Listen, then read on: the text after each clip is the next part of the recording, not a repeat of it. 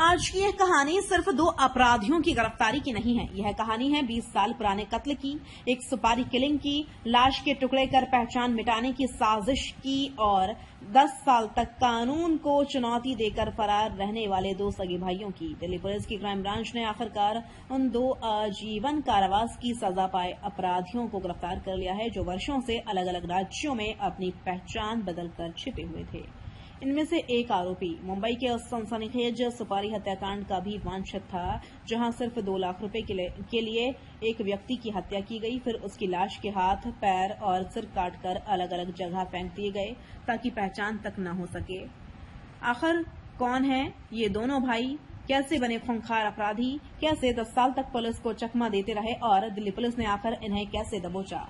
आइए पूरी रिपोर्ट विस्तार से देखते हैं। दिल्ली पुलिस क्राइम ब्रांच की एंटी रन अवे स्क्वाड यानी ARSC ने 2 आजीवन कारावास की सजा पाए फरार भाइयों फरासत अली और शाहनवाज अली को गिरफ्तार किया है। दोनों मूल रूप से उत्तर प्रदेश के मुरादाबाद के रहने वाले हैं, लेकिन पुलिस के अनुसार पिछले लगभग 10 वर्षों से दोनों लगातार अपना ठिकाना बदल रहे थे। इनकी गिरफ्तारी आखिर हुई कहां? दिल्ली पुलिस ने 2 अलग अलग राज्यों में एक साथ ऑपरेशन चलाया। एक टीम उत्तर प्रदेश के मुरादाबाद पहुंची, दूसरी टीम झारखंड के गोड्डा, ताकि दोनों आरोपी एक दूसरे को सूचना देकर फरार न हो सकें और 4 जुलाई 2026 को दोनों को एक साथ गिरफ्तार कर लिया गया। अब चलते हैं करीब 30 साल पीछे, साल 1996 में 27 सितंबर सुबह लगभग 5 बजे दिल्ली के रघुवीर नगर में पुराने कपड़ों के बाजार में एक मामूली विवाद हुआ।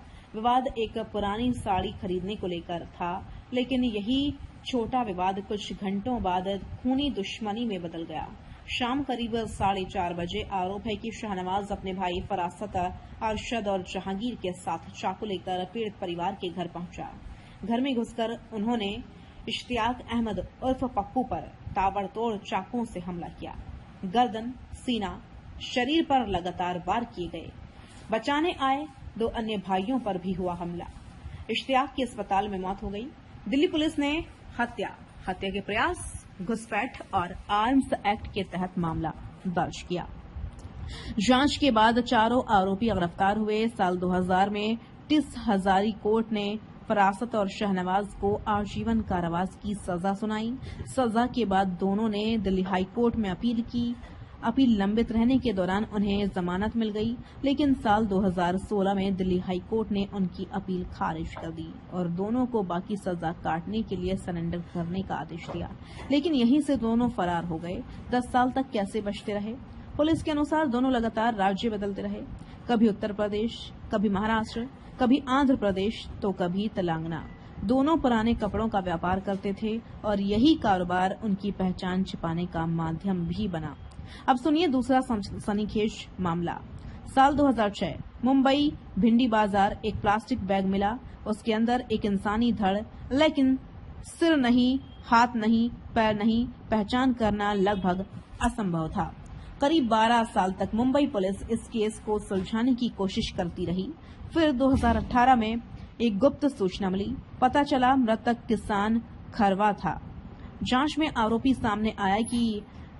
सामने आया कि उसकी पत्नी बंसी बेन ने अपने पति की हत्या के लिए 2 लाख रुपए की सुपारी दी थी। यह सुपारी फरासत अली और इरशाद अली को मिली। आरोप है हत्या के बाद फरासत ने शव के टुकड़े किए, सिर अलग, हाथ अलग, पैर अलग और सब अलग अलग स्थानों पर फेंक दिए ताकि कभी पहचान न हो सके। साल 2021 में उसे बॉम्बे हाई कोर्ट से जमानत मिली, लेकिन एक बार फिर वह फरार हो गया। 5वां भाग, दिल्ली पुलिस तक कैसे पहुंची सूचना। क्राइम ब्रांच की ARSC टीम लंबे समय से फरार अपराधियों की तलाश कर रही थी। इसी दौरान एक गुप्त सूचना मिली कि फरासत मुरादाबाद में है और शाहनवाज झारखंड के गोड्डा में। इसके बाद 2 स्पेशल टीमें बनाई गईं।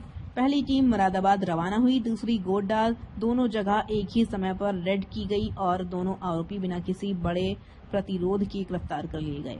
पूछताछ में दोनों ने बताया कि गिरफ्तारी से बचने के लिए वे लगातार अपनी लोकेशन बदलते रहे।